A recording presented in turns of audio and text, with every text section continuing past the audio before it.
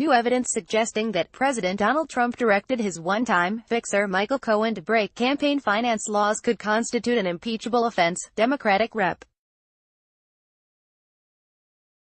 Jerry Nadler of New York told CNN's Jack Tapper Sunday. Nadler is the incoming chairman of the House Judiciary Committee, which drafts articles of impeachment. They would be impeachable offenses, Nadler said.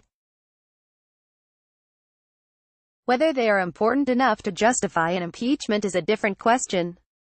But, certainly, they would be impeachable offenses, because, even though they were committed before the president became president, they were committed in the service of fraudulently obtaining the office. Nadler went on to say that the outgoing Republican majority in Congress effectively shielded the president from legal exposure, but that the new Democratic majority would not do so. From his new perch as Judiciary Chair, Nadler is expected to investigate the administration on a range of topics.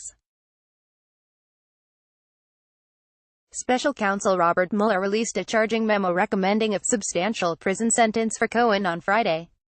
The document alleges that Cohen executed a $130,000 hush payment to Stephanie Clifford, who appears in adult films under the name Stormy Daniels, at Trump's direction.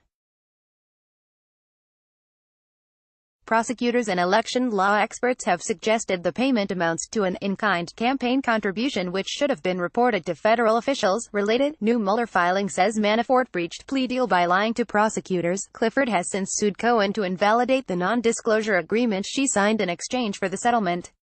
As Tapper noted in Sunday's segment, prosecutors have not yet publicly established that Cohen was working at Trump's behest. Michael Cohen leaves the Daniel Patrick Moynihan United States Courthouse in Lower Manhattan. August 21, 2018. Reuters, Brendan McDermott. The White House maintained the president's innocence in a pair of statements late Friday, while Trump himself tweeted that Friday's filing totally clears the president. Elsewhere in the interview, Nadler said he does not agree with Department of Justice guidelines, which provide that a sitting president cannot be indicted. Those guidelines govern the special counsel's investigation, though federal courts have never explored the issue in earnest. The Supreme Court could ultimately decide that question and related issues that the Mueller inquiry has raised, like whether Trump must comply with a subpoena. Watch Nadler's full interview. Follow Kevin on Twitter. Send tips to Kevin at dailycallernewsfoundation.org. Content created by the Daily Caller News Foundation is available without charge to any eligible news publisher that can provide a large audience. For licensing opportunities of our original content, please contact licensing at dailycallernewsfoundation.org.